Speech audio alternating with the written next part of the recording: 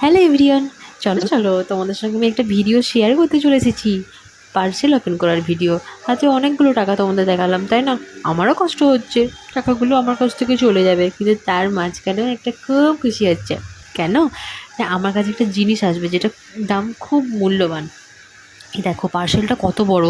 এই মা, আমি আবার ভাবছিলাম এত বড় পার্সেল কখন অর্ডার দিলাম। কী জানি বাবা, এর মধ্যে কি আছে, আদৌ আছে তো?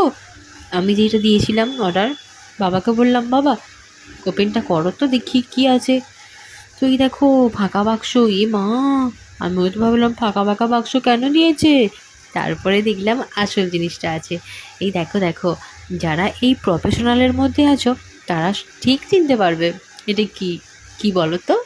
স্টেটনার আইকনিকের, যেটা আমার কাছে ছিল আইকনিকের, কিন্তু তার থেকেও ভালো হচ্ছে এই স্টেটনারটা আইকনিকের।